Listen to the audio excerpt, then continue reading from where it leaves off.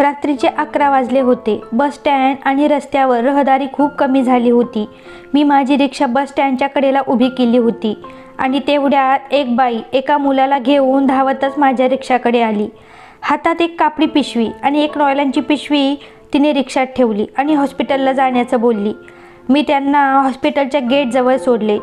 रिक्षातून आपलं सामान घेऊन घाईघाईने ते हॉस्पिटलकडे निघून गेले. त्यानंतर मी जेव्हा घरी आलो, घरासमोर रिक्षा लावताना माझी नजर रिक्षातील पाठीमागच्या सीटवर गेली. सीटवर एक लाल रंगाच्या प्लॅस्टिकच्या पिशवीमध्ये काहीतरी असल्याचं माझ्या लक्षात आलं. मी ते उघडून पाहिलं तर त्यामध्ये संदीपने स्टँड शेजारी रिक्षा उभी केली आणि भाडे किंवा सीट मिळते का याची तो वाट पाहत बसला होता. शेजारी दुसऱ्या रिक्षात बसलेले विश्वास काका त्याच्याशी गप्पा मारत होते. संदीपच्या चेहऱ्यावरचा आनंद पाहत विश्वासराव त्याला म्हणाले, काय संदीपराव, आज लय खुश दिसताय. चेहऱ्यावर एकदम समाधान आहे, काय भानगड. त्यावर संदीप त्यांना म्हणाला, काका तुम्हाला माहीत आहे का, मी काल एक मोठं पुण्याचं काम केलं, त्यातून मला समाधानाचं मोठं धन मिळालं. त्यावर विश्वासराव आश्चर्यचकित होऊन म्हणाले, अरे वा, समाधानाचं धन, क्या बात है. असं कोणतं पुण्याचं काम केलंस त्याच्यामुळे तुला एवढा आनंद वाटतोय, आम्हालाही सांग. एखाद्या मंत्र्याला तुझ्या रिक्षातून फिरवलंस की एखादी नटी आली होती तुझ्या रिक्षात बसायला, म्हणून ते एवढा खुश आहेस. त्यावर संदीप एकदम खुश होऊन बोलला की काका, काल मी एक मोठं पुण्याचं काम केलं. बिना मेहनत खूप पैसा मिळवण्याचा लोभ आणि लालच बाजूला सारून एका गरिबाला त्याचे कष्टाचे पैसे इमानदारीने परत केले. त्यावेळी त्यांना या पैशाची खूप खूप गरज होती. हे पैसे त्यांना परत मिळाले नसते तर त्यांच्या कुटुंबाचं खूप मोठं नुकसान झालं असतं. याचं मला खूप समाधान आहे. यावर विश्वासराव अगदी अवाक झाले आणि त्यांनी याबाबत संदीपला आणखी विचारले. तेव्हा संदीपने घडलेली घटना सांगायला सुरुवात केली. काल रात्री 11 वाजून गेले होते. मी स्टँडजवळ रिक्षा उभी करून एखादे सीट किंवा भाडे मिळते का याची वाट पाहत बसलो होतो. तेवढ्यात एका बसमधून उतरलेली एक बाई इकडे तिकडे रिक्षा शोधू लागली. तिच्यासोबत एक 12-13 वर्षाचा मुलगासुद्धा होता. माझी रिक्षा दिसताच ते दोघे घाईघाईने माझ्या रिक्षाकडे आले. त्यांच्या हातात 2-3 पिशव्या आणि एक गाठोडं होतं.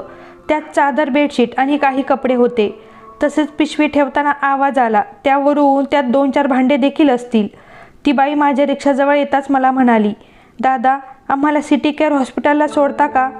मी हो म्हणालो. तसे त्यांनी पटापट सगळे सामान रिक्षामध्ये ठेवले आणि ते रिक्षात बसले. रिक्षा करून 15-20 मिनिटातच त्यांना सिटी केअर हॉस्पिटलच्या गेटजवळ सोडले. ते उतरून गडबडीतच आपलं सामान घेऊन हॉस्पिटलला गेले. आता रात्रीचे 11:30 वाजून गेले होते. मला खूप थकवा जाणवत होता आणि झोपही आली होती, म्हणून मी रिक्षा घराकडे वळवली. घरासमोर जाऊन रिक्षा लावली आणि खाली उतरलो. तेवढ्यात माझी नजर पाठीमागच्या सीटवर गेली. लाल रंगाच्या प्लास्टिकच्या पिशवीमध्ये काहीतरी ठेवलं असल्याचं माझ्या लक्षात आलं. मी सावधानपणे ती पिशवी हळूहळू उघडली आणि आत डोकावून बघितलं. बराच अंधार असल्यामुळे मी आता ती पिशवी घराबाहेरच्या ट्यूबलाईटजवळ नेऊन आत पाहिलं तर एका रुमालामध्ये काहीतरी बांधून ठेवलं असल्याचं मला दिसलं. मग मी हळूच त्या रुमालाची गाठ सोडून आत पाहतो तर काय, त्यामध्ये 500 रुपयांच्या नोटांची 2 बंडले होती. मी ते बंडल आणि सगळ्या नोट्या खऱ्या आहेत का याची खात्री करू लागलो आणि तसाच पटकन घरामध्ये गेलो. ते सर्वसाधारण 80 ते 90 हजार रुपये असतील. एका क्षणी तर मला वाटलं की एवढा मोठा अचानक धनलाभ होणे म्हणजे एखादी लॉटरी लागण्यासारखंच होतं. तसंही आजकाल रिक्षाचा धंदा चांगला होत नव्हता, कारण इथे रिक्षाच खूप झाल्यात. आता मी ती पिशवी ड्रॉवरमध्ये ठेवली आणि हातपाय धुवून देवासमोर दिवा लावत हात जोडले. आता मी झोपायला जाणार. तेवढ्यात माझ्या मनात पुन्हा हजारो विचार येऊ लागले. हे पैसे जर आपले नाही तर आपण का ठेवावेत. संध्याकाळपासून 2-3 जणांना रिक्षातून सोडले होते, पण सगळ्या शेवटी जी बाई आणि मुलगा बसले त्यांचेच हे पैसे असावेत. त्यांना तर घाईघाईने हॉस्पिटलमध्ये जायचे होते. कदाचित त्यांचं कुणीतरी जवळचं त्या हॉस्पिटलमध्ये ॲडमिट असेल आणि त्यांच्या इलाजासाठी त्यांना हे पैसे हॉस्पिटलला भरायचे असतील. पण काय भरोसा, हे पैसे त्यांचेच आहेत की इतर कुणाचे. असे अनेक प्रश्न माझ्या मनात येत होते. एका बाजूला असाही विचार येत होता की अचानक स्वतःहून चालून आलेले धन हातून जाऊ देऊ नये, पण माझ्या मनाची चाललेली घालमेल मला स्वस्थ बसू देईना. मी तडक रिक्षा काढून त्या हॉस्पिटलकडे निघालो, जिथे त्या बाईला आणि मुलाला मी सोडले होते. रिक्षा गेटच्या बाहेर उभी करून मी इकडे तिकडे त्यांना शोधू लागलो. एका बाजूला बाकड्यावर बसून ती बाई आणि तो मुलगा जोरजोरात रडत होते. मी जवळ जाऊन त्या बाईला रडण्याचं कारण विचारलं तर ती म्हणाली, अहो भाऊ, आम्ही खूप लांबच्या एका खेड्यागावाहून आलो आहोत. आम्ही शेतमजूर आहोत. माझा नवरा या हॉस्पिटलमध्ये ॲडमिट आहे आणि त्याला आतड्याचा कॅन्सर झाला आहे. त्याचं ऑपरेशन करणं फार आवश्यक आहे. म्हणून त्याच्या ऑपरेशनसाठी मी माझी दुभती गाय आणि आमची बैलजोडी विकली आणि त्याचे 90,000 रुपये घेऊन या दवाखान्यात भरायला आले होते. गावाहून निघालो तेव्हा या पिशवीमध्ये मी ते पैशाचं बंडल असलेली प्लॅस्टिकची पिशवी गुंडाळून ठेवली होती.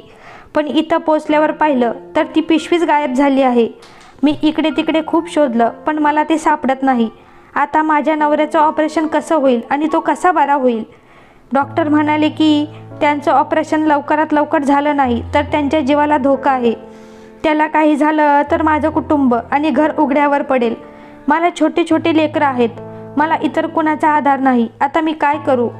असे म्हणून ती बाई आणखी जोरजोराने रडायला लागली. तसेच तिच्यासोबतचा मुलगाही रडत होता.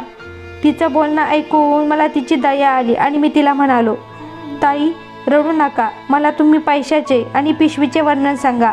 कोणत्या रंगाची पिशवी आणि काय नोटा होत्या? यावर ती म्हणाली, एका छोट्या रुमालात 500च्या नोटांची 2 बंडले होती आणि लाल रंगाच्या प्लास्टिकच्या पिशवीमध्ये ते गुंडाळले होते. तिने सांगितलेले वर्णन तंतोतंत मला सापडलेल्या पिशवीची जुळत होते. म्हणून खात्री होताच मी त्या बाईला म्हणालो, ताई, तुम्ही काळजी करू नका. ते सगळे पैसे मला सापडले आहेत आणि ते परत करण्यासाठीच मी पुन्हा इथे आलो आहे. असे म्हणत मी ती पैशांची पिशवी काढली आणि तिला देताना म्हणालो की तुमची ही पैशाची पिशवी माझ्या रिक्षाच्या मागच्या सीटवर पडलेली होती. देवा पांडुरंगाची कृपा आहे की ती इतर कुठेही पडली नाही आणि मलाच मिळाली. ती पिशवी दिसताच तिला थोडा वेळ विश्वासच बसला नाही. मग तिने डोळे पुसून त्यात पैसे आहेत की नाही हे बघितलं आणि धन्य होऊन ती माझे पाय धरायला खाली वाकली. मला म्हणाली, भाऊ, तुमच्यासारखी भले माणसं आहेत म्हणून माणुसकी जिवंत आहे. तुम्ही माझ्या नवऱ्याचा जीव वाचवलात. तुमचे उपकार कसे फेडू? असे म्हणून तिने त्या बंडलातून 2-3 हजार रुपये काढून मला देऊ लागली आणि म्हणाली, हे ठेवा तुम्हाला. यावर मी तिला म्हणालो की नाही, मला या पैशाची काही गरज नाही. आत्ता खरी गरज तर तुम्हाला आहे. आता लगेच हे सर्व पैसे दवाखान्यात भरून टाका आणि तुमच्या पतीचा इलाज करून घ्या. देवाच्या कृपेने सर्व ठीक होईल आणि तुमचा पती लवकर बरा होईल. असे म्हणत मी त्या माऊलीला हात जोडले. हे पाहता तिच्या डोळ्यात पुन्हा पाणी आले आणि तिने माझे पाय धरले. मी त्यांना हॉस्पिटलच्या रिसेप्शनपर्यंत सोडले आणि समाधानाने घरी परतलो. ही सर्व घटना ऐकून विश्वास काकांना खूप आनंद झाला आणि ते म्हणाले, आज तू खूप मोठं पुण्याचं काम केलं. आजकाल तर 100-500 रुपयांसाठी लोक एकमेकांना लुबडतात, खोटं बोलतात, लबाड्या करतात. पण तू एवढी मोठी रक्कम मिळाली असूनही तुझ्या मनात लालच आणि पाप आलं नाही आणि तू प्रामाणिकपणे त्या गरजवंतांचे पैसे परत केलेस. ही पांडुरंगानेच तुला बुद्धी दिली. तो पैसा तू स्वतःकडे जरी ठेवून घेतला असतास तरी तो काय आयुष्याला पुरला नसता. पण आता ही इमानदारीचं समाधान तुला आयुष्यभर पुरेल. प्रामाणिकपणा आणि मेहनतीने कमावलेला पैसाच आपल्याला सुख आणि समाधान देतो. विश्वास काकांच्या तोंडून ही सर्व ऐकताच संदीपला आणखी भारी वाटलं. मित्रांनो, ही कथा तुम्हाला कशी वाटली मला लाईक आणि कमेंट करून नक्की सांगा. आणि अशा छान छान कथा ऐकण्यासाठी आपल्या चॅनलला नक्की सबस्क्राईब करा आणि बेल आयकॉनवर क्लिक करा. म्हणजे अशा कथांचे नोटिफिकेशन तुम्हाला लगेचच मिळतील. धन्यवाद.